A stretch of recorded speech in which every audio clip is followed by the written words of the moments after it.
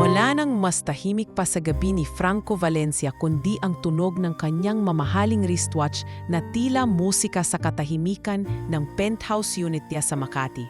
Sa edad na 37, CEO siya ng V Group Holdings, isang conglomerate na may hawak ng real estate, energy at digital finance companies sa buong bansa.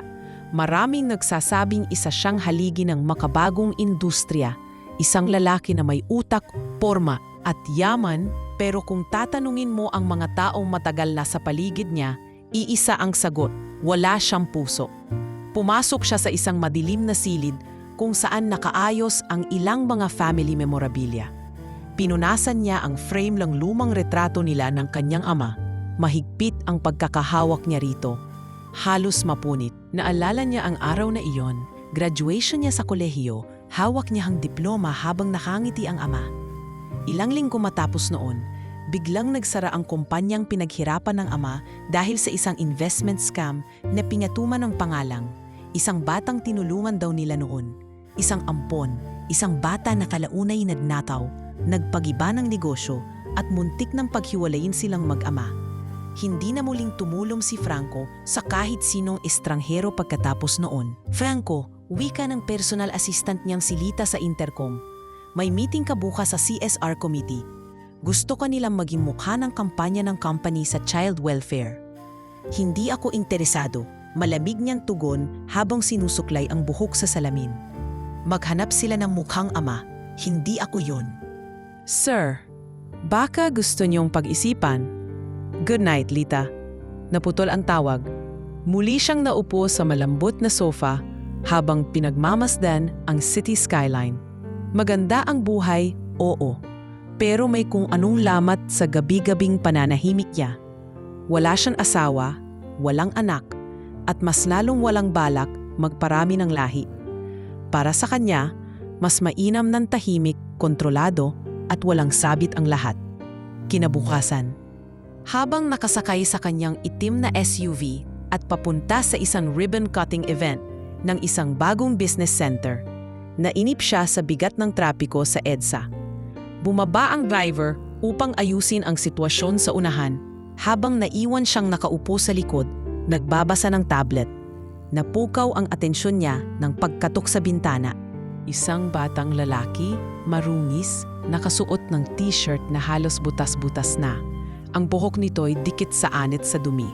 Tila 7 o 8 taong gulang lang ito. May hawak itong supot na may lamang plastik na bote ng tubig at mga tinapay. Tinapik-tapik ng bata ang bintana ng SUV. Hindi niya sana papansinin. Pero sa isang iglap, lumingon ang bata at tiningnan siya diretso sa mata. Kuya, tito, pwede ka bang magpanggap na daddy ko? Nanatiling nakatitig si Franco, naninigas ang katawan, hindi makagalaw.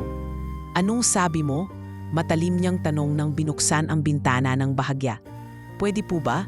Hindi naman totoo, kunwari lang, para lang. Para lang makapasok ako dun sa eskwelahan. Sabi kasi ng teacher, kailangan ng guardian na lalaki. Tahimik. Napatingin si Franco sa bata. Sa mga matang puno ng awa at desperasyon. Pero agad ding binalik ang maskara ng malamig na personalidad. Hindi ako gumagawa ng charity sa kalye. Ah, ganun ba? Ngumiti ang bata ng mapait. Akala ko lang kasi mukha kang mabait. Mali pala ako. Sorry na lang. Tumalikod ang bata akmang aalis. Pero hindi maalis sa isip ni Franco ang mga salitang binitiwan nito. Sa likod ng pagkasungit at kakulitan ng bata, may naramdaman siyang tila pamilyar. Hindi niya alam kung awa, inis o konsensya. Pero sa unang pagkakataon, hindi siya agad nakabawi ng composure. Sandali, tawag niya. May kinain ka na ba? Lumingon ang bata, pilit na pinipigilan ng pag-asa sa mukha nito. Hindi pa, pero di ako namamalimos, ha? Nagbebenta ako ng botelya. Ibinaba ni Franco ang bintana ng buo. Sumakay ka. Ha? Totoo po? Nagdadalawang isip pa ang bata, bago ako magbago ng isip. Sumakay ang bata at nagtaka ang driver pagbalik. Sir, ano pong? Drive, sa may tapat ng karinderya sa poblasyon. Gutom ang bata. Sa karinderya, pinaupo ni Franco si MJ na kalaunay ipinakilala ang sarili at inutusan ng may-ari na pakainin ito araw-araw at ipanutaryo na lang ang gasto sa kanya. Hindi mo na kailangan makita ulit ang mukha ko. Aniya kay MJ. Hindi ako ang kailangan mo, pero ayokong mamatay kang gutom. Napatitig si MJ kay Franco. Kaya mo po ba akong pandirihan sa ganung bilis? Hindi siya sinagot ni Franco. Tumalikod na lang ito at muling sumakay sa SUV. Pero habang papalayo, napatitig siya sa salamin. Nakita niyang sinandalan ni MJ ang mesa at tahimik na tinakpan ng kamay ang mukha nito habang kumakain ng kanin na may ginisang munggo. At sa unang pagkakataon, may naramdaman siyang bigat sa lalamunan. Isang batang palaboy, isang simpleng tanong. Pero sa loob ni Franco, may kakaibang bagyong nagsimula. May kakaibang sigla sa bawat hakbang ni MJ habang tinatahak niya ang madilim at makitig na eskinita pauwi. Mula sa karinderyang pinakainan sa kanya ni Franco, bitbit ang supot ng natirang ulam at pandesal. Pinipilit niyang huwag magpakita ng ngiti. Parang ayaw niyang masanay sa ganitong klase ng kabutihan. Hindi niya kilala ang lalaki, pero sa unang pagkakataon, may tumigil para sa kanya. Hindi dahil sa awa, hindi rin dahil sa obligasyon. Basta na lang siyang pinakain. At kahit ayaw ng lalaking iyon na muling makita siya, hindi maalis sa isipan ng bata ang presensya nitong tila may puwang sa anyang puso. Nang makarating si MJ sa lumang bahay, sinalubong siya ng katahimikan. Putol-putol na ang bubong, may ilang yero na nilagyan niya ng bato para hindi liparin ng hangin. Sa loob, may banig, sirang electric fan na hindi gumagana at isang basag na salamin na tinakpan niya ng kurtina. Isang linggo na ang lumipas mula nang umalis ang kanyang ina, si Clarice. Wala itong paalam, wala ring iniwang sulat. Alam ni MJ na hindi ito ang unang beses na nawawala si Clarice, pero sa dami ng gabi na lumipas, na yun lang siya kinabahan ng husto. Ma, bulong niya habang inilalapag ang supot sa ibabaw ng kahoy na mesa. Kahit sigarilyo lang iniwan mo, ayos na sana. Umupo siya sa banig at inilabas ang notebook na nahingi niya dati sa isang eskwelahan na dinaanan niya. Wala siyang ballpen, kaya ginagamitan niya ito ng lapis na putol at may pinagtagpi-tagping tip. Sa mga pahina ay may mga guhit ng bahay, puno at isang lalaki na nakasuot ng coat at may hawak na payong. Hindi niya alam kung bakit, pero iyon ang itsura ng lalaking nakita niya sa kalsada. Si Franco. Bakit siya? Tanong niya sa sarili habang kinakalikot ang notebook. Bakit hindi yung mga iba? Bakit hindi yung mga gwardya sa mall? O yung mayamang may pusa sa kondo? Bakit siya? Kahit siya mismo, hindi alam ang sagot. Lumabas si MJ sa kalsada kinabukasan upang muling manguha ng mga plastic bottles. Kinakabahan siya, baka hindi na siya pabalikin sa karinderya. Pero sa gulat niya, sinalubong siya ng may-ari at agad siyang pinaupo. Ano pa bang gusto mong ulam, iho? Tanong ng Ale. Sinabi ng boss mo kahit anong gusto mo, pakainin ka. Hindi siya sumagot agad. Hindi ko po siya boss, hindi rin po kami mag-anak. Napangiti ang Ale. Pero ang bait niya sa'yo. Iba siya. Bakit mo siya nilapitan? Usisa ng Ale habang kinukuha ang ulam. Napahinto si MJ. Ewan ko. Parang kahit hindi siya ngumingiti, alam kong marunong siyang makinig. Makalipas ang tanghalian, bumalik siya sa kanyang pwesto sa gilid ng tapat ng convenience store. Doon niya muling narinig ang mga tinig na matagal na niyang iniiwasan. Oy MJ, may bago kang tatay ha? Sigaw ng isang tambay habang pinagtatawanan siya. Nakakita na ng sponsor ang batang pusakal. Sumigaw pa ang isa. Baka kinukuha ka na, ginagawang alaga ng sugar daddy mo. Hindi na bago ang mga ganitong salita. Hindi na rin siya nagulat nang bigla siyang batuhin ng plastic cup ng isa sa kanila. Tumama ito sa balikat niya, pero hindi siya umiwas. Ni hindi siya gumanti ng sulyap. Sanay na siya sa ganito. Ang kabataan niya ay puno ng hampas, lait, at malamig na gabing walang kumot. Laging may banta ng pagsasara ng mata habang yakap ang gutom. Pero sa kabila ng lahat, pinili pa rin niyang huwag magnakaw. May sariling batas si MJ. Bawal ang magnakaw, bawal ang mampastos, at higit sa lahat, bawal ang mawalan ng pag-asa. Kinagabihan, habang pinagmamasdan niya ang ilaw na managusali mula sa siwang ng yero, muling sumagi sa isip niya ang lalaking may mamahaling sasakyan. Tito Franco, bulong niya. Kung sakaling may anak ka, siguro sobrang swerte niya. Pero kung wala, pwede ba? Minsan lang, kunwari lang, akin ka muna. Sa kabilang bahagi ng lungsod, abala si Franco sa pag-aayos ng mga papeles para sa susunod na buwan ng operasyon. Pero sa pagitan ng mga email at budget proposals, hindi niya maiwasang maalala ang tinig ng batang iyon. Pwede ka bang magpanggap na daddy ko? Tumayo siya mula sa upuan, lumapit sa minibar, at kumuha ng isang basong brandy. Tahimik siyang tumingin sa labas ng salamin. Pinagmamasdan ng malamlam na ilaw sa lansangan. Napansin niya ang isa sa mga kalye sa ilalim, kung saan minsang huminto ang sasakyan niya. Bakit ako? Tanong niya sa sarili. Bakit ako sa lahat ng tao? Sinundan ito ng isang malamig na buntong hininga. Hindi niya alam kung siya ba ang nilapitan ng bata o kung siya na rin mismo ang unti-unting lumalapit dito. Hindi niya lang agad napansin.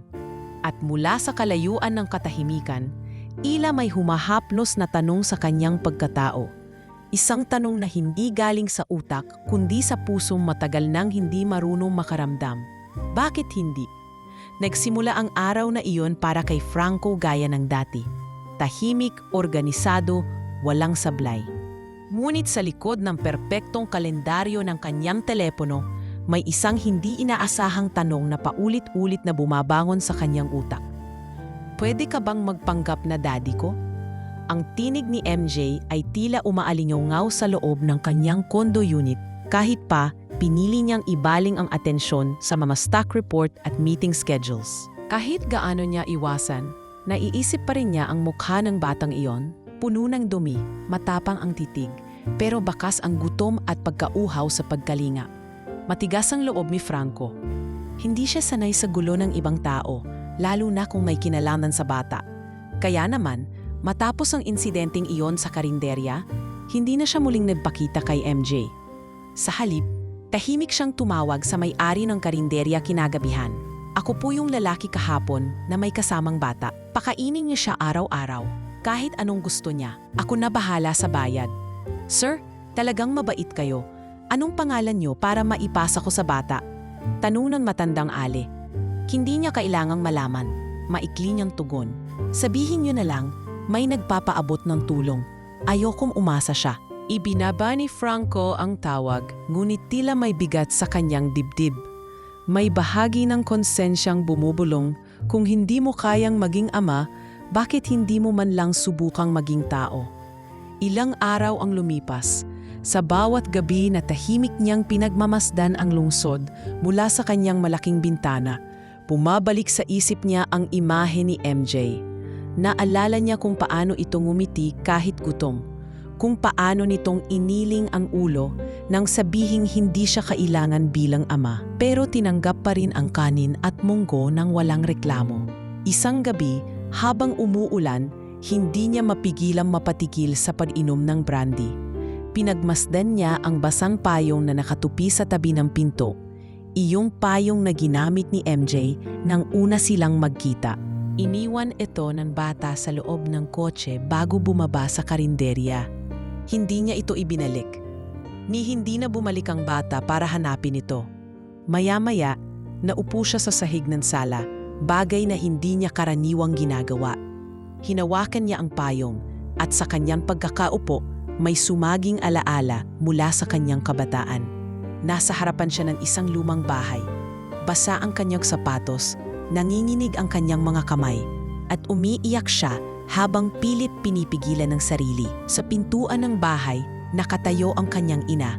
May hawak na maleta at isang lalaki ang naghihintay sa tricycle. Franco, wika ng kanyang ina noon, huwag mo nang hintayin ang nanay mo. Kailangan ko rin ng bagong simula. Hindi kita kayang isama. Pero nay, sabi mo sabay tayong aahon. Sana maintindihan mo paglaki mo. Pagkatapos noon, iniwan siya sa lolo niyang walang pake. At mula roon, hindi na siya umasa sa kahit sinong iiwan siya. Kaya nang tumanda siya, itinuro niya sa sarili na hindi siya kailanman magiging tulad ng ina niya. Pero hindi rin siya magiging tulad ng kahit sinong tatanggap ng responsibilidad ng hindi inaako. Kinabukasan, dumaan si Franco sa karinderya nang hindi nagpapakilala. Nakita niyang nakaupo si MJ sa gilid ng mesa, may hawak na lapis at notebook. Tila nagdudrawing ng kung ano. Sa kabila ng ingay ng trapiko, naririnig niya ang tawa ng bata habang nakikipag-usap sa may-ari. "Oh, ano na naman yang guhit mo?" tanong ng Ale. "Boss ko to, siya yung lalaking tinulungan ako. Pero hindi niya alam na nilalagay ko siya sa drawing ko. Gusto ko lang maalala siya kahit ayaw niya sa akin." "Hindi niya naman siguro ikaw ayaw. Baka natatakot lang.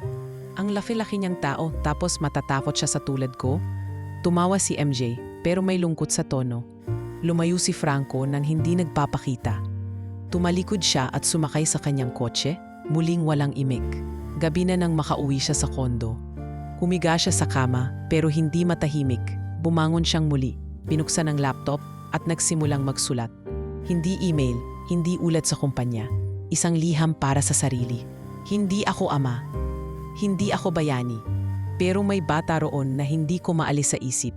Isa siyang paalala na kahit gaano ako kagaling, may bahagi sa mundo na hindi nababayaran ng pera, ang pagmamalasakit.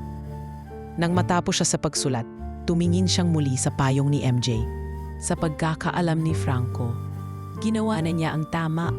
Tinanggihan niya ang papel ng pagiging ama, hindi dahil sa kawalan ng puso, kundi dahil sa takot. Takot na muling maging dahilan ng pagkabigo ng isang bata. Takot na kapag pinili niyang yakapin si MJ, baka balang araw, iwan din siya nito, gaya ng iniwan siya ng sarili niyang ina. Ngunit sa kabila ng pagtanggi, sa bawat araw na lumilipas, may parte ng kanyang pagkatao ang dahan-dahang kumakalas mula sa pagiging malamig, mapag-isa at walang damdamin. At sa bahaging iyon, si MJ ang nagkakaroon ng pangalan. Maulan ang hapon na muling makita ni Franco si MJ.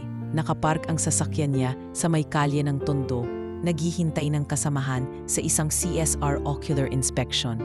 Hindi niya inaasahan ang makakita ng kaguluhan sa kabilang eskinita. Tatlong lalaki, marurungis, waring lasing o bangag ang kinukuyog ang isang payat na batang halos walang laban. Sa unang iglap ay hindi niya agad nakilala. Pero nang marinig niyang sumigaw ng "Bitawan niyo ko," ang pamilyar na tinig, agad siyang bumaba ng kotse. "MJ!" sigaw niya. Napatigil ang isa sa mga lalaki at napatingin sa kanya. Hindi nag-aksaya si Franco ng panahon. Tumawag siya ng pulis sa kanyang telepono habang papalapit sa kaguluhan. Isang iglap pa at kumaripas ng takbo ang mga lalaki. Naiwang sugatan si MJ. May pasa sa piski, gasgas sa siko at tilit pinipigilan ang pag-iyak. Agad siyang lumuhod sa tabi nito. "Tito Franco," mahina nitong sambit habang napapapikit sa sakit. "Tumahimik ka muna. Dalhin kita sa ospital," ani Franco. Pilit na nilalabanan ng panik sa kanyang dibdib. Sa ospital, habang inaasikaso si MJ sa emergency room, kausap ni Franco ang nurse sa labas. "Walang kasama ang bata. Kailangan po ng pangalan ng guardian," sabi ng nurse. "Ako na, pero ilagay niyo na lang sa record ang pangalan ko bilang Michael Torres. Huwag niyo na akong tanungin ng iba pa. Ayokong lumaki pa to." Nag-alinlangan ng nurse, pero tumango rin. Maya-maya, lumabas ang doktor. May konting dislokasyon sa braso at hematoma sa likod. Pero wala pong internal bleeding. Kailangan lang niya ng pahinga at ilang araw na gamutan.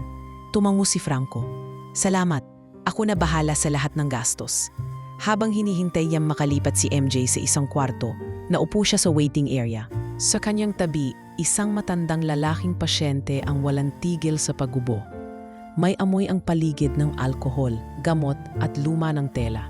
Sa gitna ng ingay ng ospital, bumalik sa isip niya ang sandali ng pagkakakita niya kay MJ. Duguan, nanginginig, pero matapang pa rin ang mata. "Bakit hindi ako nakontento na padalhan siya ng pagkain?" tanong niya sa sarili. Maya-maya lumapit ang nurse. "Sir, gising na po siya. Nag-iisa lang ho siya sa kwarto. Gusto ka raw niyang kausapin." Pumasok si Franco at nakita niya si MJ na nakaupo na sa kama, may benda sa braso at palto sa labi.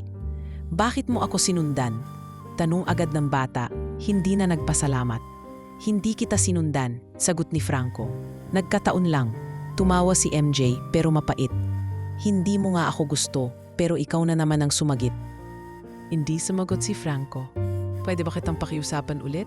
tanong ni MJ habang pinipilit ngumiti. Pwede ba kahit ilang araw lang kunwari tatay kita? Baka sakaling hindi na nila ako pagbuntunan ng galit. Hindi kita tatay. Alam ni MJ ang sagot, pero sa kaloob-looban niya, umaasa siyang iba ang maririnig. Pero kung gusto mong tumira sa mas ligtas na lugar, sabihin mo sa akin kung saan ka nakatira. May kilala akong pwedeng tumulong. Tahimik si MJ, pero kalaunan tumangok. Sige, pero huwag kang magugulat ha. Makalipas ang ilang araw, matapos mailipat si MJ sa mas maliit na klinik para sa follow-up check-up, sinunod ni Franco ang direksyon patungo sa tirahan ng bata. Hindi niya alam kung bakit niya ginagawa ito. Hindi naman ito bahagi ng trabaho, pero may puwersang tila humihila sa kanya. Isang bagay na hindi niya kayang pangalanan, pero ramdam niya ang bigat ng ibig sabihin nito. Pagdating niya sa isang gilid ng tondo, nakaharap siya sa isang matandang bahay. Abandonado, may sirang gate at nilulumot na pader. May lumang karatula ng for demolition sa harap. Sa loob, may maliit na eskinita patungo sa pinakanlooban ng bahay. Pumasok siya. Tumambad sa kanya ang isang sala na puno ng alikabok at sira-sirang gamit. Ang kisame ay may butas na, at ang sahig ay may mga bakas ng tubig ulan.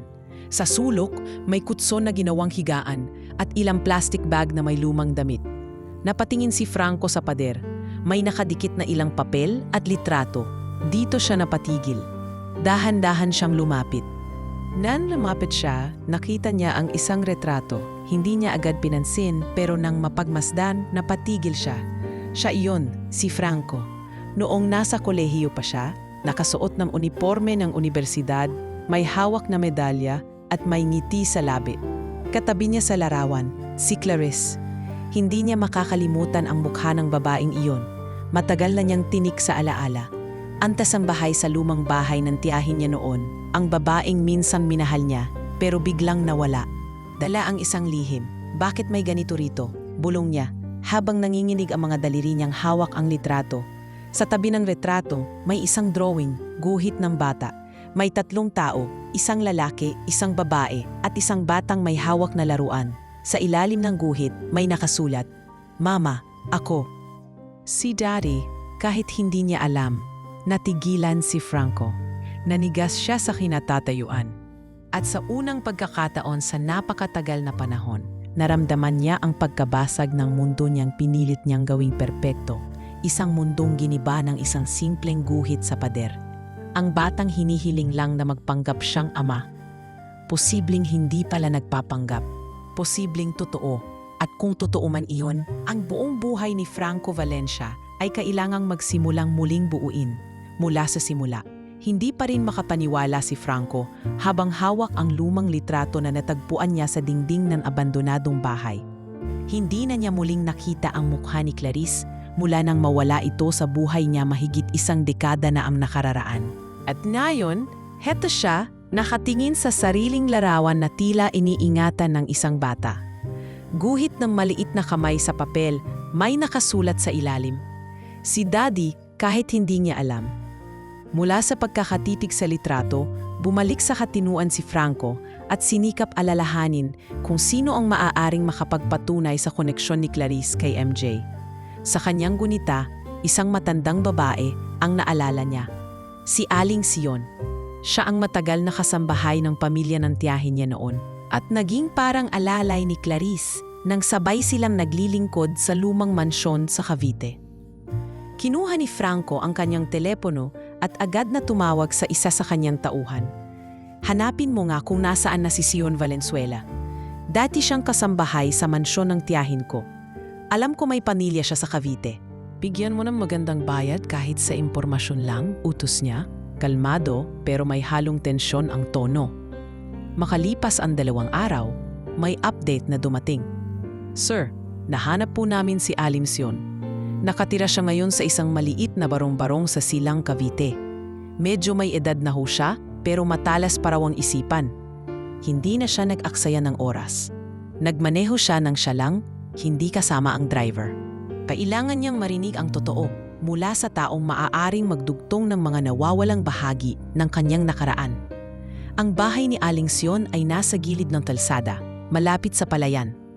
Simpleng kubo, May mga paso ng halaman sa labas at ginupit na mga dyaryo sa bintana bilang kurtina.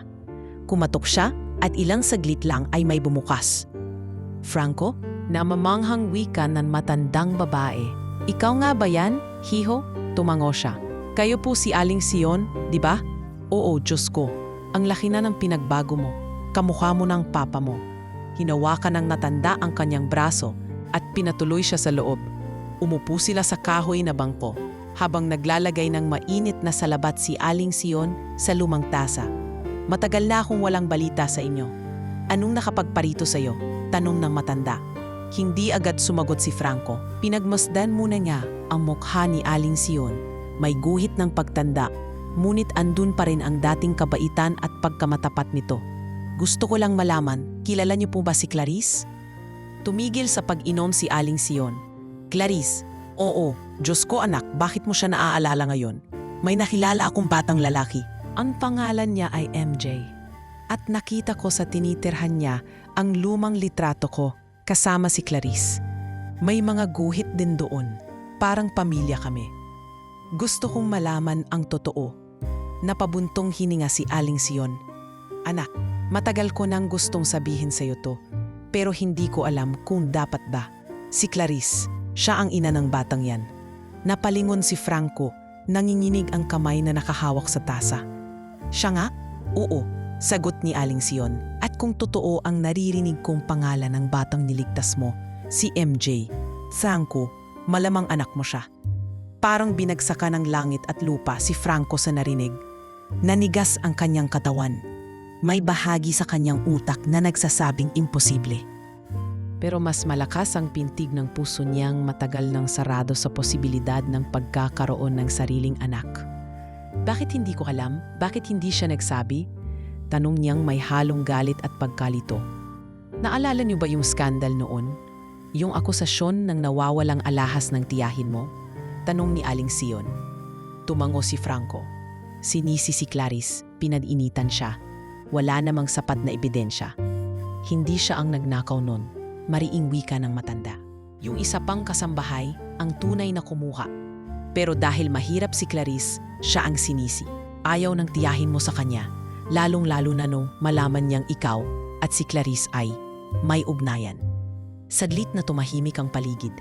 Tanging ang tikatik ng ulan sa bubong ang maririnig. Iniwan ka ni Clarice hindi dahil wala siyang pake, dugtong ni Aling Sion. Iniwan ka niya kasi gusto ka niyang protektahan. Ayaw niya masira ang kinabukasan mo dahil sa kanya. Dalang-dala siya ng kahihiyan at takot at saka siya umalis. Hindi niya sinabi sa akin kahit isang salita ni hindi ko alam na buntis siya, bulong ni Franco habang pilit pinipigil ang pagragasa ng emosyon. Alam kong mali, pero matagal siyang nangangailangan ng tulong. Lumapit siya sa akin minsan at sinabi niyang hindi niya kaya mag-isa pero natakot siyang hanapin ka.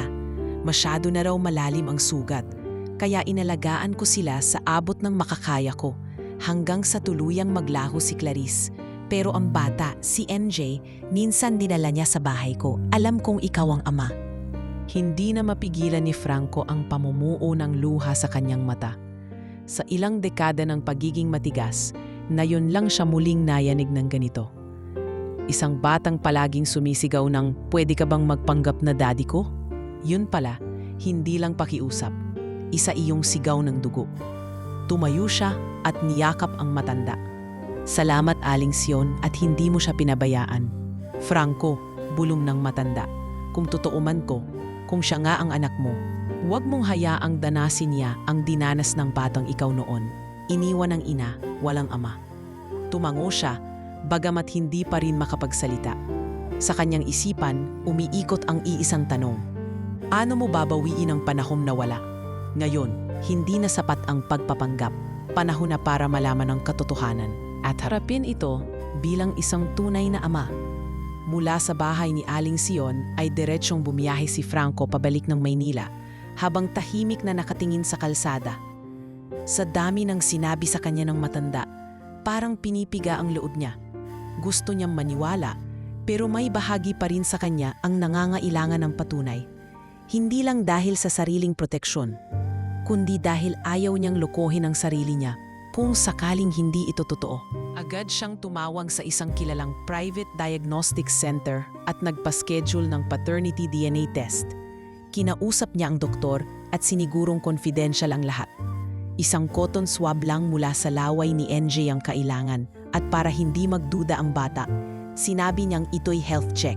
Masyado ka ng maraming iniisip, bulong niya sa sarili habang nililinis ang bathtub ng kanyang kondo. Pero kailangan kong linawin. Nan araw ding iyon, muling binisita ni Franco si MJ sa temporary shelter na ipinatayo niya malapit sa V-Group Orphan Care Project.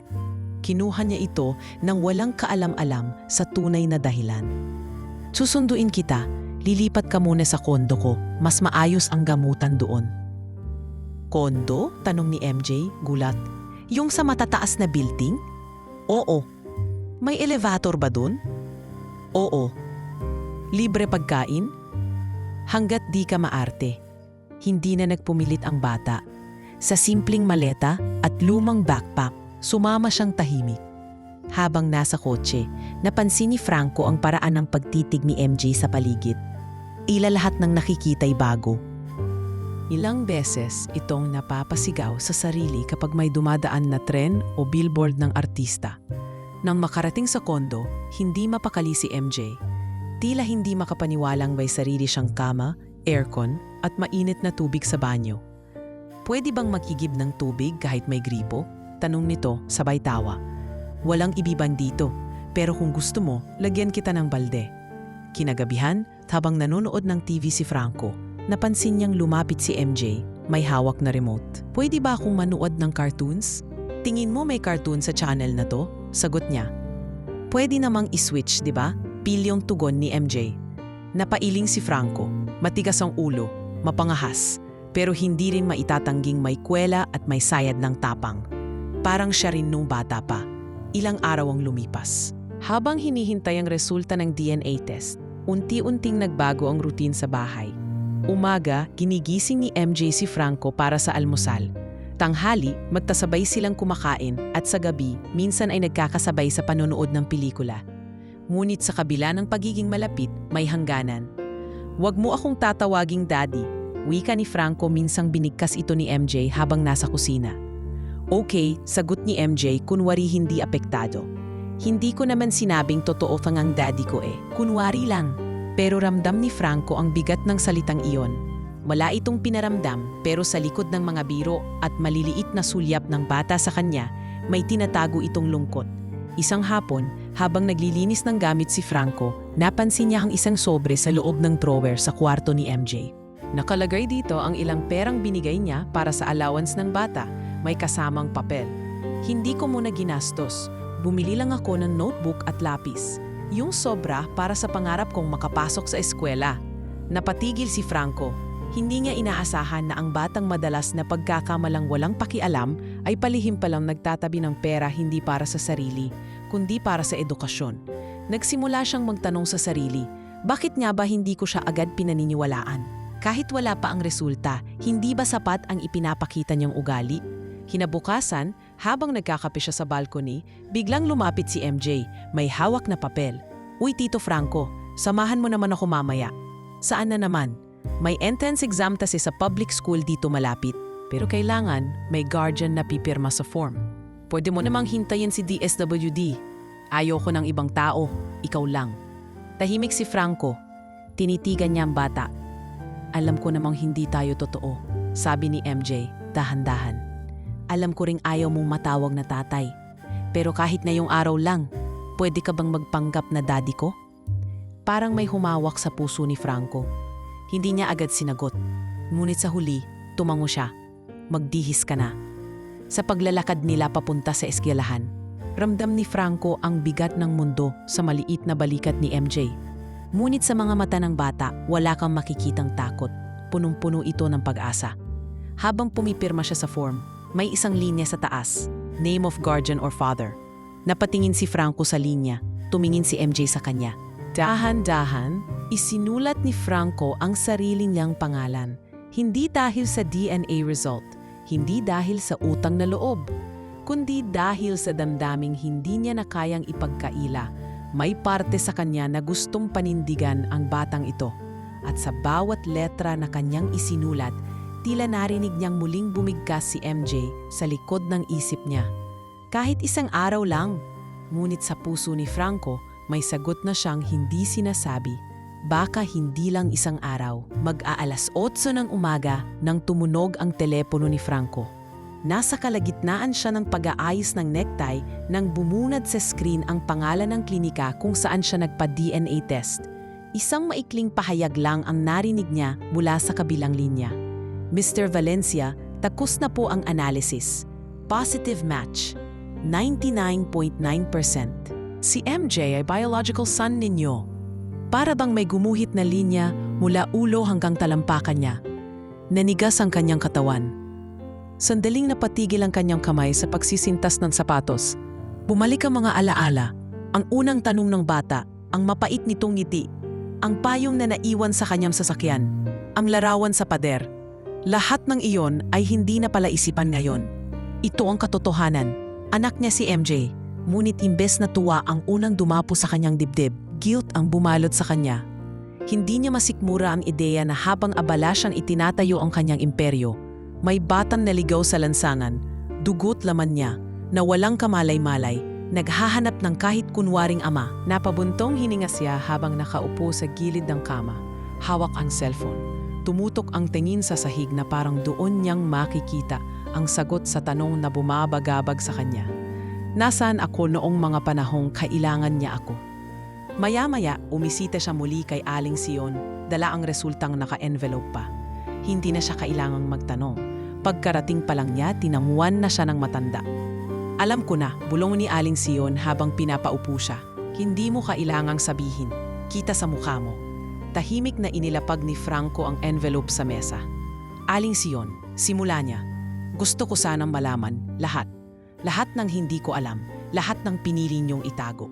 Tumango ang matanda. Napasandal sa lumang upuan at humigop ng salabat. Nang iniwan ka ni Clarice, hindi siya basta lumayo. Buntis na siya noon pero hindi niya sinabi kahit sa akin agad. Ayaw niyang malaman ng tiyahin mo. Alam niyang hindi siya kailanman tatanggapin sa pamilya mo. At higit sa lahat, takot siyang baka kapag nalaman mong may anak kayo, ikaw mismo ang itatakwil siya. Bakit siya hindi nagsalita?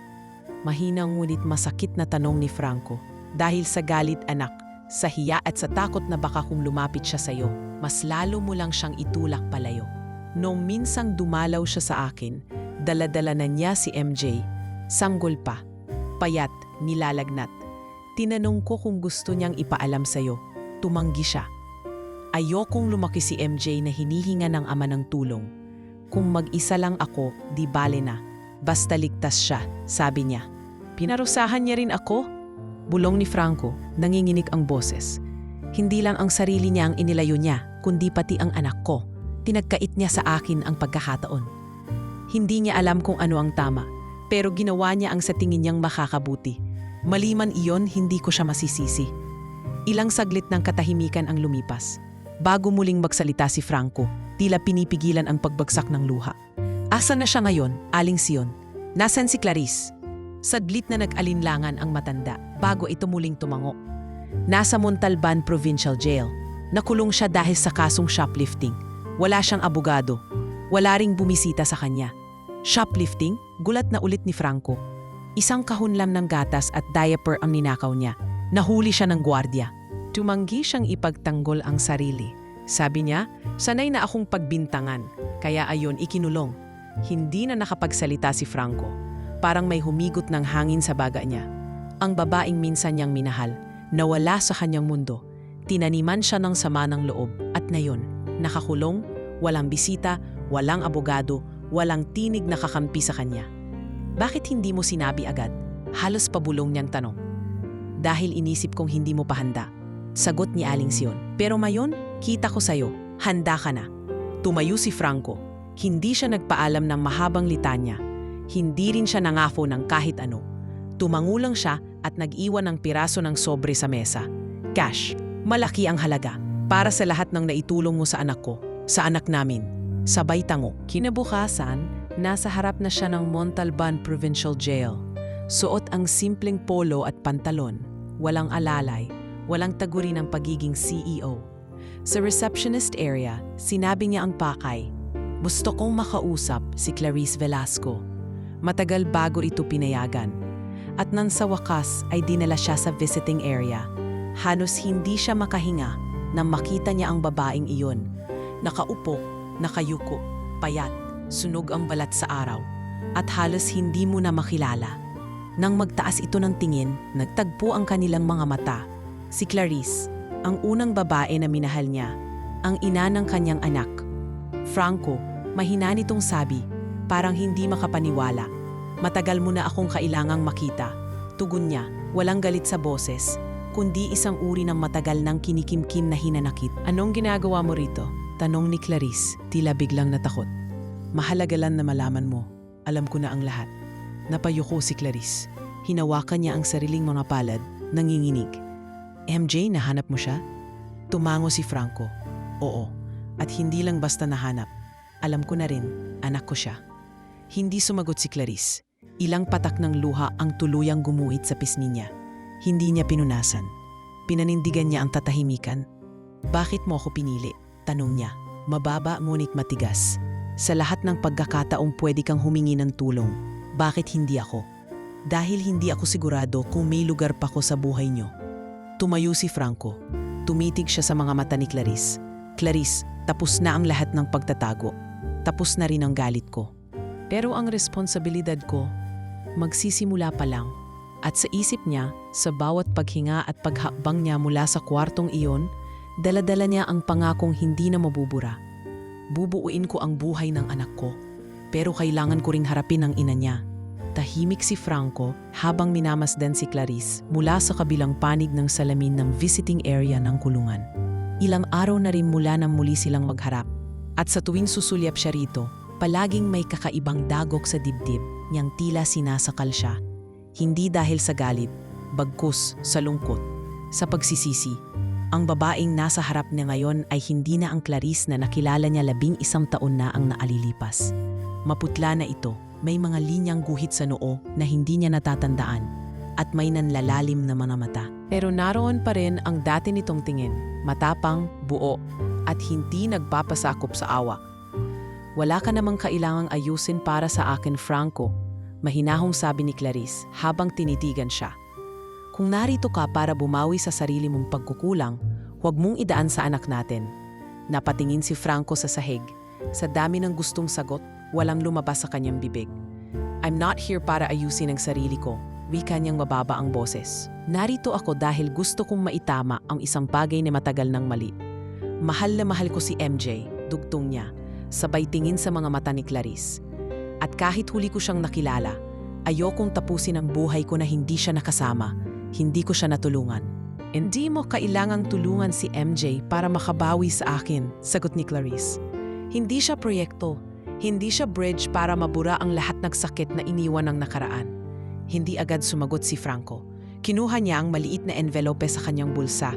Iniabot ito sa guard para ipasa kay Clarice. "Ito ang larawan namin ni MJ, yung una naming kuha na magkasama. Di pa niya alam ang lahat, pero gusto kong malaman niya ang totoo. At gusto kong makilala ka bilang ina niya, hindi bilang kasong kinulong." Tinanggap ni Clarice ang sobre. Saglit niya itong tinitigan bago ipinatong sa mesa. "Hindi ko na siya nakilala, Franco. Hindi ko alam kung ano pa ako sa kanya ngayon." "Nanay ka pa rin niya," mariing tugon ni Franco. "At ako, bilang ama niya, ayoko siyang lumaking walang tinig mo sa buhay niya." Huminga ng malalim si Clarice. Mahirap magpatawad lalo na kapag sarili mong puso ang sinira. "Hindi kita sinira," sagot ni Franco. "Hindi ko alam. At oo, pinabayaan kita. Pero ngayon alam ko na ang totoo, at kahit ano pa ang galit mo, hindi ko hahayaang pareho tayong mabuhay sa puwang." Tahimik. Ilang segundo ang lumipas bago muling nagsalita si Clarice. "Wala kang utang sa akin, pero may pananagutan ka kay MJ. Kung gagawin mo ito, gawin mo dahil gusto mong maging ama. Hindi dahil gusto mong ayusin ang nakaraan nating dalawa." Tumango si Franco. "Yun din ang gusto kong gawin.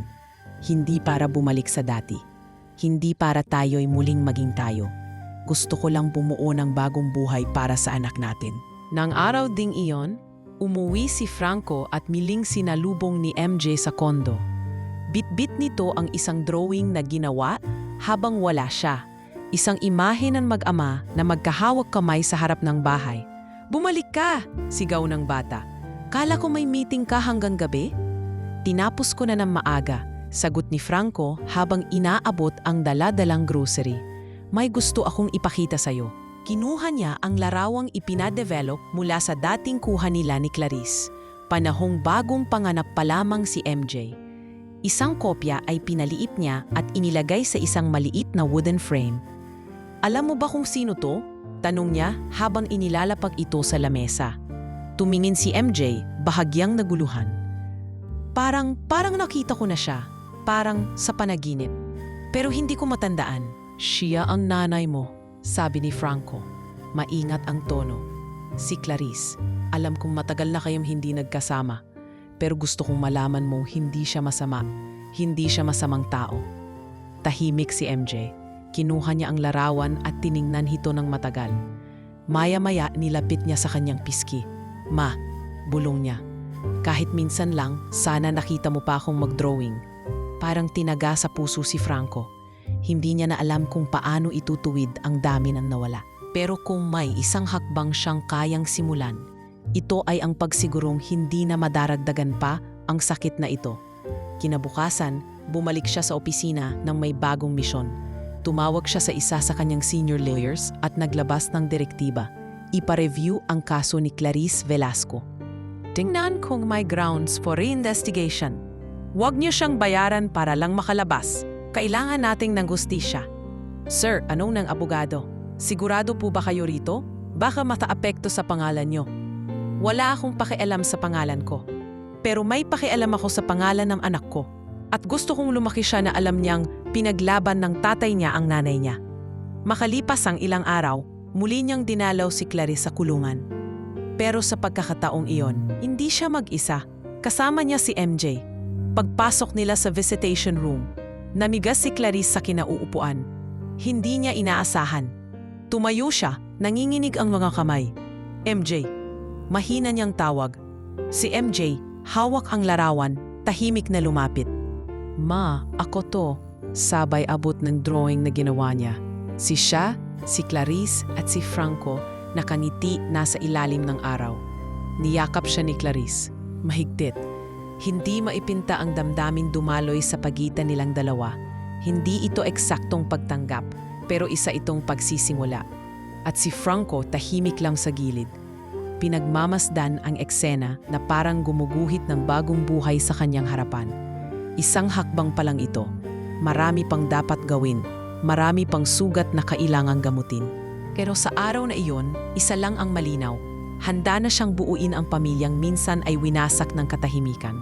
Maaga pa lang ay nasa law office na si Franco. Dala ang buong case file ni Clarice. Nakaupo siya sa conference table habang kausap ang dalawa sa pinakarespeto niyang abogado sa korporasyon. Walang due process. Mariin niyang pahayag habang nilalatag ang mga dokumento. Walang malinaw na CCTV. Walang legal representation. Walang ibang saksi kundi ang gobardiyang may personal na galit sa mga palaboy. Kung hindi natin to ilalaban, sino pa ang lalaban para sa mga tulad ni Clarice? Tahimik ang mga abogado. Si Attorney Mendoza, isang veterano sa human rights cases, ay tumango. May basihan tayong maghain ng motion for reinvestigation. Pero magiging komplikado ito. Lalo na't ilang buwan na ang nakalipas at final judgment na ang hatol. "Then make noise," sagot ni Franco. "Gamitin natin ang media, ang batas, ang pangalan ko kung kailangan. Hindi ito usapin ng koneksyon.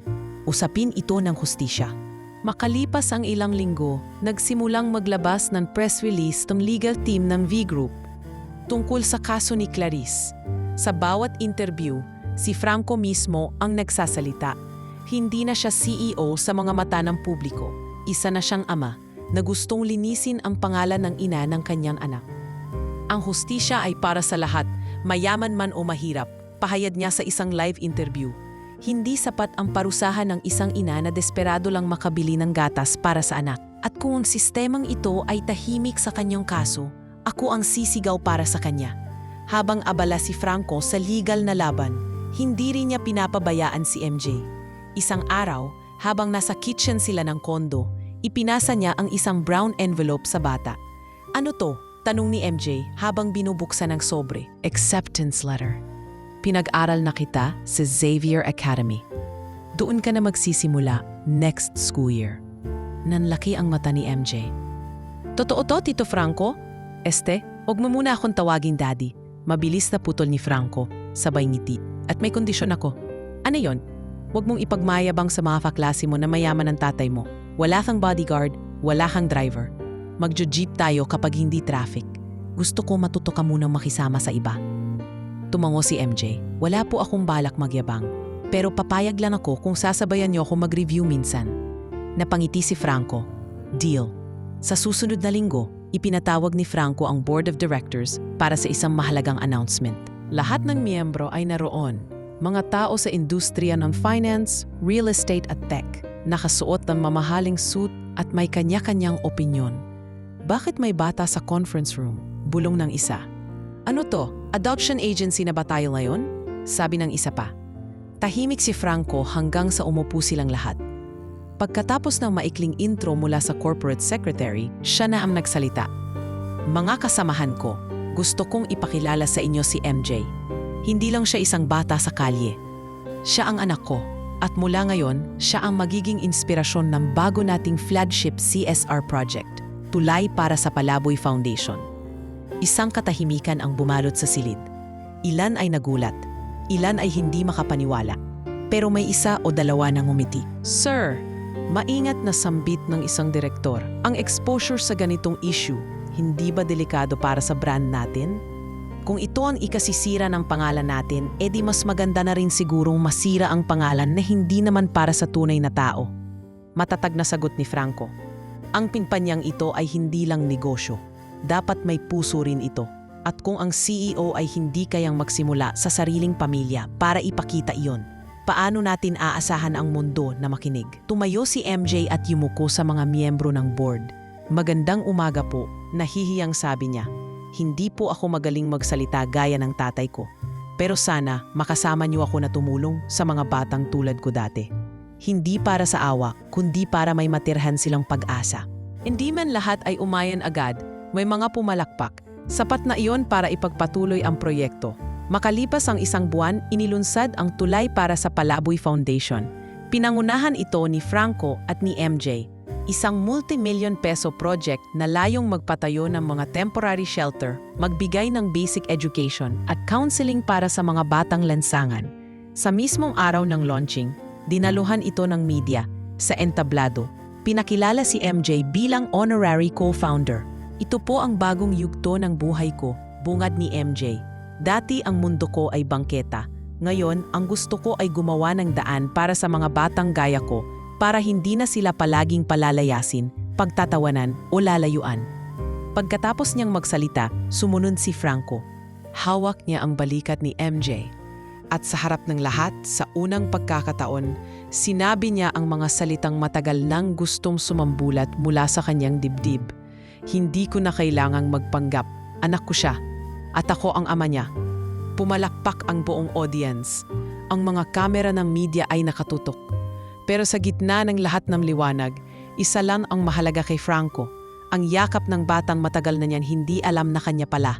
Sa gabing iyon, habang sabay silang kumakain ng pansit at siopaw sa karinderya, malapit sa kondo, tinanong siya ni MJ, "Hindi ka ba nahihiya na anak mo ako kahit alam ng lahat na palaboy ako noon?"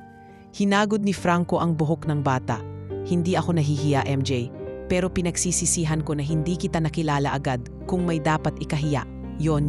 At sabay nilang tinuloy ang pagkain, mag-ama sa pinakapayak na paraan, ngunit may pinakabuong koneksyon sa pagitan ng kanilang mga mata. Dahil ang tunay na yaman ay hindi pera, kundi ang pagkakataong mabawi ang pusong minsang nawala. Tila hindi rin talaga pwedeng ganap na makabuo ng bago kung hindi haharapin ang mga multo ng nakaraan. Isang hapon, habang abala si Franco sa pag-asikaso ng pinakahuling ulat ng foundation, biglang pumasok si Lita, ang kanyang personal assistant. may hawak na tablet. Sir, Ania, may kaba sa boses. Si Madeline, nasa lobby po. Pilit kayong gustong kausapin. Napasinghap si Franco. Matagal na niyang hindi naririnig ang pangalang iyon.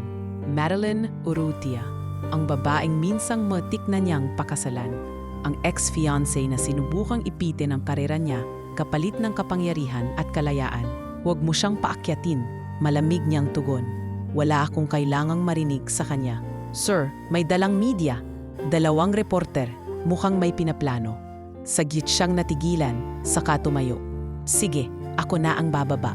Pagbukas ng elevator sa ground floor, sinalubong siya agad ng pamilyar na mukha. Nakasuot pa rin ito ng designer dress, nakataas ang kilay at may mapanuksong ngiti. Franco, bati ni Madeline, ang tagal mong hindi nagpaparamdam. Hindi na kailangan, sagot ni Franco. Anong kailangan mo? Lumapit ito bahagyang hinarangan ang 2 reporter na nakasunod sa kanya. Hindi ba't matagal na tayong hindi nagkakausap? Na-miss mo rin naman ako, aminin mo. Diretsuhin mo na.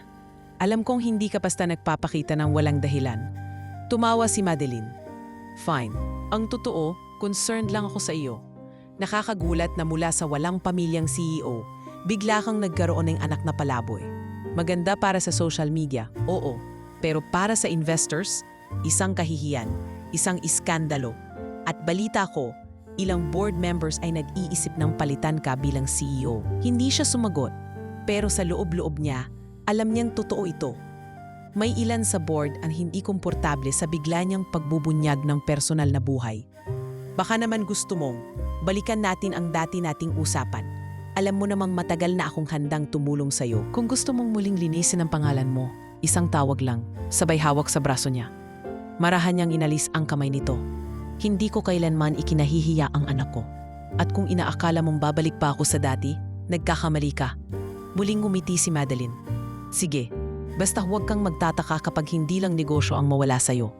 Pati ang bagong pamilya mong binuo, pwedeng mawala rin yun. At tuluyan na itong naglakad paalis. Kasunod ang mga media. Ilang araw matapos ang insidenteng iyon, habang si MJ ay nasa school library, nilapitan siya ng isang lalaking mukhang mamamahayag. Uy, MJ no? Anito, may bit-bit na voice recorder. Pwede bang magtanong? Napakunot ang noo ni MJ. Bakit po? Gusto lang naming malaman, kumusta ang buhay mo kasama si Franco? Totoo bang pinapagalitan ka niya? May mga sinasabi kasing hindi raw siya kasing bait tulad ng iniisip ng lahat. Napahawak si MJ sa strap ng backpack. Wala pong ganun, mabait ang tatay ko. Pero hindi mo naman siya totoong tatay dati, di ba? Baka naman pinipilit ka lang niya? Kung may hindi ka gustong sabihin, bayaran kita, 5,000 lang. Isang quote lang. Wala akong choice, kailangan ko ng tatay. Pwede na yon. Napakuyom ang kamao ni MJ. Alam niyo ho, dati akong palaboy. Kinatapunan ng tirang pagkain, pinapalaya sa karinderya, sinasaktan ng lasing. Pero kahit kailan, hindi ako sinungaling. Kaya kahit gutom ako, hindi ko tatanggapin ang pera niyo para lang siraan ang taong unang naniwala sa akin. Tumalikod siya at iniwan ng reporter. Sa kaloob-looban niya, alam niyang kailangan niyang maging matatag. Hindi na siya yung batang kailangan magpanggap. Kinagabihan, habang nag-aaral si MJ sa study table ng kondo, napansin niyang bukas ang opisina ni Franco. Tahimik siyang sumilit at napansin ang isa sa mga kasambahay. Si Mang Lito, may hawak na envelope at mukhang nagsusungkit ng ilang papel mula sa drawer. Hoy! Sigaw ni MJ. Nagulat ang lalaki at agad na isunoksok ang mga dokumento sa kanyang bulsa. Wala kang nakita. Anong ginagawa mo dyan? Sigaw ni MJ habang lumapit. Hindi mo to maintindihan, bata. May nag-utos lang sa akin. May bayad to. Huwag ka nang makisawsaw. Pero mabilis si MJ. Hinila niya ang intercom at pinindot ang emergency alert. Ilang segundo lang, pumasok si Franco at ang security personnel. Anong nangyayari rito? Tanong niya. Si Mang Lito ho may kinukuha sa drawer niyo. Paliwanag ni MJ. Hingal at nanlilisik ang mga mata. Pinadampot agad ni Franco ang kasambahay. Sa pagkalkal ng bulsa nito, lumabas ang mga confidential document ng foundation. Mga listahan ng donors, internal projections at legal drafts. Bumaling si Franco kay MJ. Paano mo nalaman? Bigla na lang siyang pumasok. Dati na siyang nagtatanong kung saan ka naglalagay ng importanteng papel. Saka narinig kong may nag-uusap sila sa phone kagabi. May babaeng tinawagan siya. Tingin ko, si Madeline. Napatingin si Franco sa anak. Mula sa isang batang palaboy, heto siya ngayon. Hindi lang marunong magbantay sa sarili, kundi pati sa ibang tao. Kinabukasan, humarap si MJ sa internal hearing ng kumpanya. Dito niya ay sinumbong ang ginawa ni Mang Lito at ang tangkang pagnanakaw ng mga sensitibong dokumento. Hindi ko po ito ginagawa para maging bida, wika niya sa mga miyembro ng board. Ginagawa ko to kasi ayokong may manira sa taong nagligtas sa akin. Hindi na ako palaboy ngayon. Anak na ako ng ama kong may paninindigan. Tahimik ang buong silid. Si Franco, na nakaupo sa dulo ng lamesa, napangiti. Hindi siya nagsalita. Hindi na niya kailangan. Nagsalita na para sa kanya ang batang minsang humiling. Pwede ka bang magpanggap na daddy ko? At ngayon, sa harap ng lahat, walang kahit sinong magdududa na hindi na iyon pagpapanggap. Tunay na ama, tunay na anak, at higit sa lahat, tunay na pagkakabuo ng isang pamilyang ipinaglaban at pinili. Makalipas ang halos 2 buwang legal battle, sa wakas ay nilabas ng korte ang desisyong muling buksan ang kaso ni Clarice. Mabilis na isinagawa ang reinvestigasyon at sa harap ng bagong ebidensyang iniharap ng legal team ni Franco.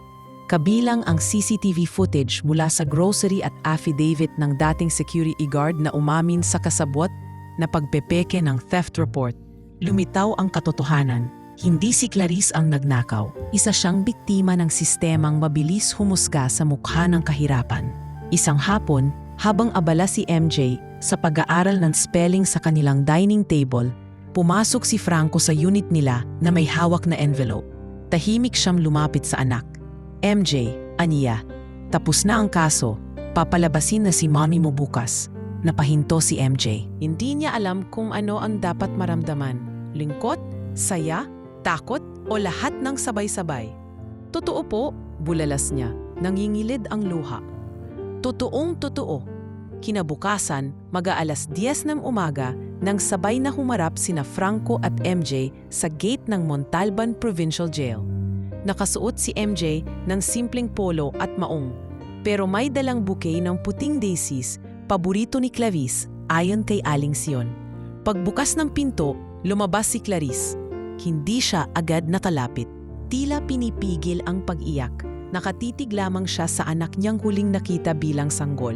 At ngayoy isang batang may malalim na tingin at mahigpit na hawak sa bulaklak. Ma, halos pabulong ni MJ habang unti-unting lumapit. Hindi na kinaya ni Clarice ang damdamin. Tumakbo siya palapit, niyakap ng mahigpit ang anak. Anak ko, bulong niya.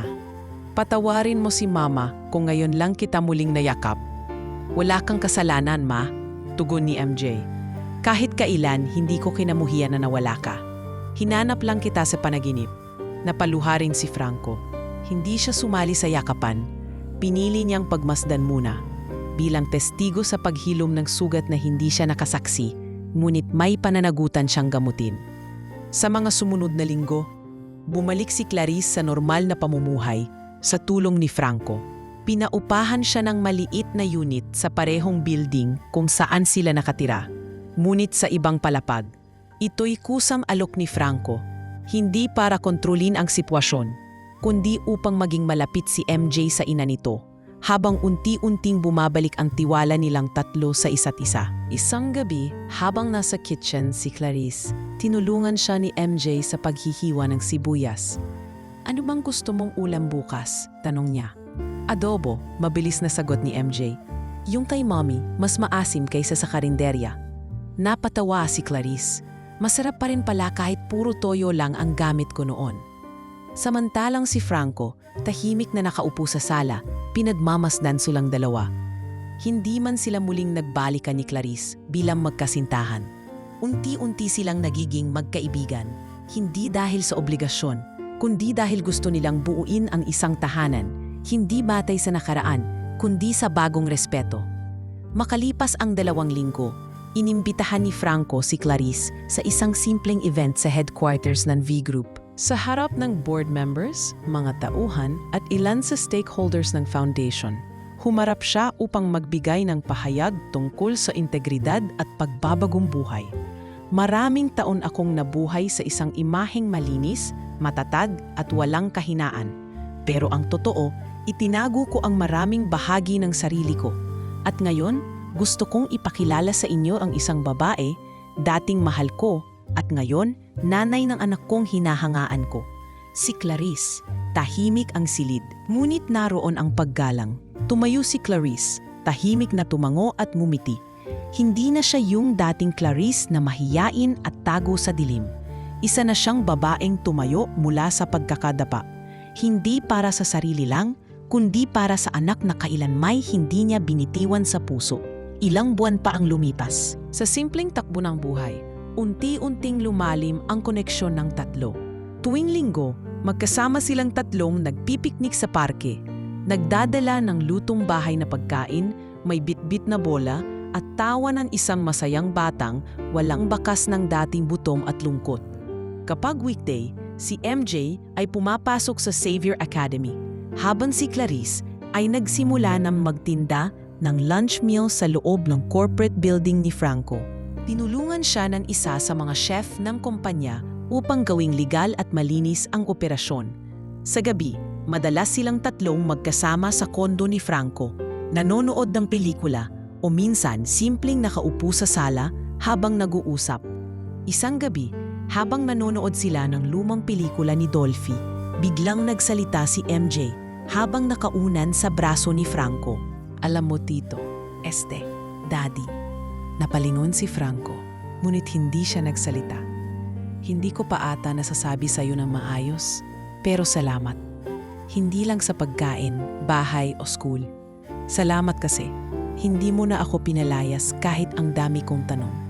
Salamat kasi pinili mo akong panindigan. Tahimik si Franco.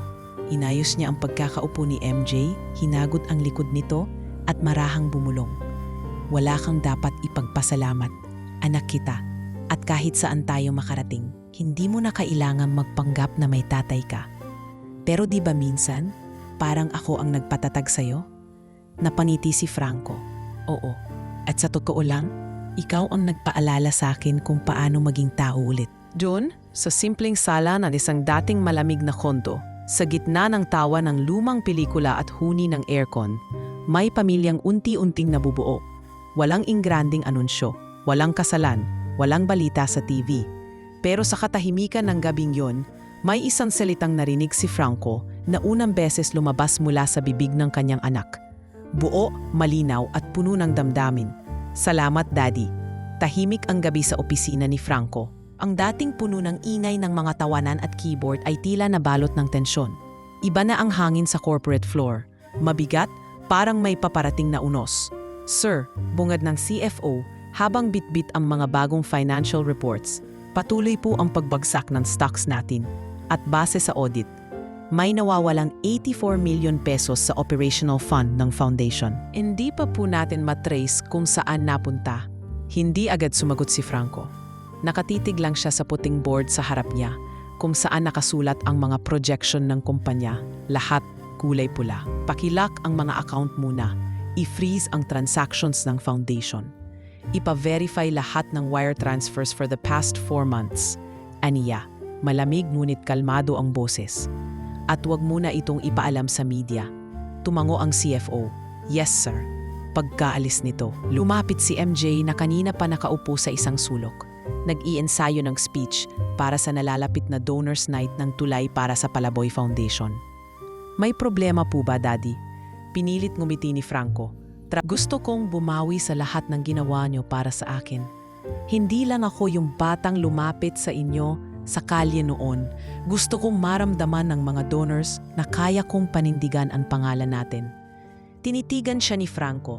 Napansin niya kung paanong unti-unting lumalim ang pag-unawa ng anak sa paligid. Hindi na ito basta batang nangangailangan, isa na itong batang gustong magbigay. Sa araw ng fundraising gala ng foundation, halos 50 investors at partners ang dumalo. Ginanap ito sa isang eleganteng function hall. May mga ilaw na parang bituin at musika sa background. Ipinakilala si MJ bilang honorary speaker. Halatang kinakabahan ang bata. Ngunit sa tulong ni Clarice at Franco, huminga siya ng malalim at tumayo sa gitna ng entablado. Magandang gabi po sa inyong lahat. Ako po si MJ. Dati po akong palaboy, ngayon po anak na ako ng pag-asa. Tumawa ang ilan pero may halong luha ang mga mata ng karamihan. Ang foundation na ito ay hindi lang tumulong sa akin. Tinuruan din akong maging isang mabuting anak, estudyante at mamamayan. Hindi po ako perpekto, pero gusto kong ipaglaban ang mga batang gaya ko noon. Palakpakan, maya-maya, habang nagpapahinga sa backstage, napansin ni MJ na may usap-usapang lumalabas na bagong dokumento sa accounting files. Sa kanyang pag-uusyoso, narinig niya si Lita at ang isa sa IT staff na nagbabanggit ng dummy companies na konektado sa dating sekretarya ni Madeline. Sa kanyang pagiging mausisa, agad niyang hinanap si Aling Sion na noon ay tumutulong sa admin ng foundation. Dito niya nalaman na may isa palang lumang ledger na hawak nito. Kinopyang backup ng dating accounting assistant na nag-resign. MJ, alam kong hindi mo ito dapat hawakan, pero kung kailangan ng tatay mo ng katibayan, nandito, sabi ni Aling Sion habang inaabot ang makapal na notebook. Dahil hindi siya sigurado, agad siyang dumiretso kay Franco at ipinakita ang mga tala. Daddy, tingnan niyo po. Lahat ng perang inilipat ay dumaan sa kumpanyang Holland Development sa Singapore. Pero wala tayong partnership doon, di ba? Tiningnan ni Franco ang mga papeles. Mabilis niyang kinumpirma sa kanyang assistant. Pagbalik nito, dala-dala na ang digital record ng kumpanya, peke, at pagmamay-ari ni Madeline. MJ, saan mo nakuha to? Mula po kay Aling Sion. Sabi niya, wag ko raw ibalewala ang kahit anong kahina-hinala at ikaw po ang unang dapat makaalam. Humugot ng malalim si Franco. Anak, alam mo bang kung wala yang dokumentong yan, malamang mas marami pa silang makukuha sa atin? Ang importante po, may nagawa ako para sa inyo. Sa tulong ng legal team at testimonya ni MJ, agad na sinampahan ng kasong estafa at corporate fraud si Madeline. Ang mga dokumentong isinumite ni MJ ay naging pangunahing ebidensya at sa harap ng media, inilahad mismo ni Franco ang buong nangyari. Hindi niya itinago ang koneksyon ni Madeline sa kumpanya, ni ang relasyon nila noon. Walang sinuman, kahit pa dating pinagkatiwalaan mo, ang mas mataas sa batas, wika niya. Sa mga sumunod na araw, naging tampok sa balita ang batang si MJ. Hindi bilang anak ng isang CEO, hindi bilang dating palaboy, kundi bilang batang may tapang tumayo para sa katotohanan. Isang gabi, habang naglalakad silang tatlo, Franco, Clarice at MJ, sa may Baywalk, tinanong ni Clarice, "Hindi ka ba natatakot sa mga sinasabi ng tao? Na ginagamit mo ang anak mo sa negosyo mo?" Marami na silang sinabi noon, pero ngayong hawak ko ang kamay ng anak ko at kasama kita sa tabi, mas pipiliin kong manahimik at magpatuloy. Tumingin si MJ sa ama. "Hindi naman po ako ginamit. Ako po ang nagpilit kasi gusto ko kayong ipagtanggol. Hindi niyo ako kailanman pinahiya. Kaya kahit ilang beses pa akong tawaging palaboy ng iba, hinawakan niya ang kamay ni Franco. Anak ako ng taong marunong lumaban sa mali. At ako rin, lalaban sa paraan alam ko, sa totoo at sa tama." Napatingin si Franco kay Clarice. Ngumiti ito. At sa ilalim ng buwan, sa katahimikan ng gabi, may pamilya roong naglalakad. Buo, hindi perpekto, pero matatag. At sa bawat hakbang nila, maririnig mong tila may tinig ng pag-asa ang lungsod. Hindi na siya palaboy. Isa na siyang simbolo ng pagkabuo. 5 taon ang lumipas mula nang unti-unting mabuo ang pamilya ni na Franco, Clarice at MJ. Ang batang dati palaboy na naglakad sa madidilim na eskinita, ngayon ay isa ng ganap na estudyante, valedictorian sa Xavier Academy, kilala sa akademikong kahusayan at pagiging mabuting tao sa komunidad. Si Franco, sa kabila ng pagiging semi-retired na CEO, ay mas pinipiling maglaan ng oras sa kanilang pamilya. Madalas siyang maglakad kasama si MJ sa mga parke, nagbabasa ng mga librong binili para sa kanya, at minsan nagluluto sila ng simpleng hapunan sa kondo na kanilang tahanan. Si Clarice naman ay nagsimula ng maliit na bakery sa kanilang barangay. Hindi ito isang mamahaling negosyo, pero sapat para may kita at kasiyahan.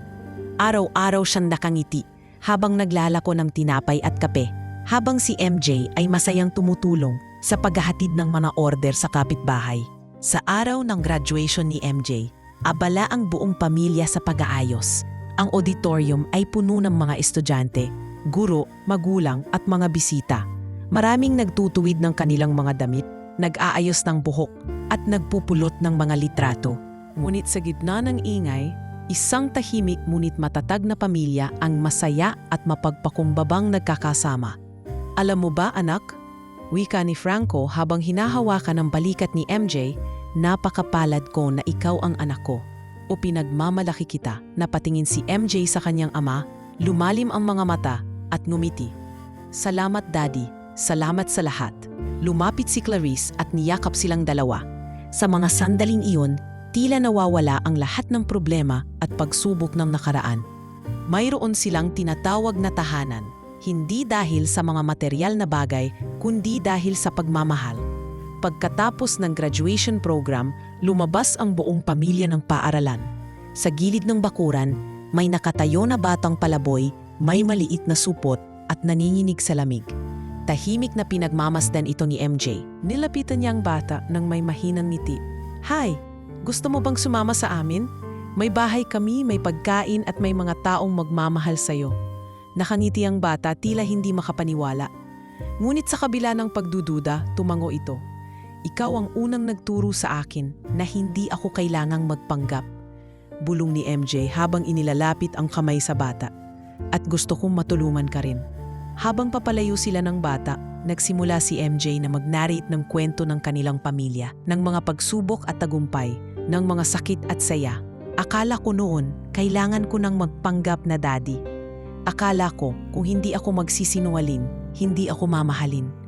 Pero natutunan ko na ang pamilya ay hindi lang dugo. Pamilya ay mga taong pinipili mong mahalin, pinipili mong ipaglaban at pinipili mong kasama sa buhay. Ang tunay na pamilya, dagdag niya, ay yung mga taong kahit kailan hindi ka iiwan. Kahit gaano pa kahirap ang buhay, kahit gaano pa kadilim ang gabi, andyan sila para gabayan ka. Sa pagtatapos ng araw, habang nakatanaw ang pamilya sa paglubog ng araw mula sa balkonahe ng kanilang kondo, nagkaisa sila sa isang tahimik na dasal, pasasalamat sa bagong buhay, sa muling pagkabuo, at sa hindi matitinag na pag-ibig na kanilang pinanday. Ang kanilang kwento ay isang patunay na kahit sa gitna ng unos, may liwanag na naghihintay sa dulo. At sa kwento ni MJ, ang batang dating nangangailangan ng ama, ngayon ay nagiging ama na ng pag-asa para sa mga batang katulad niya.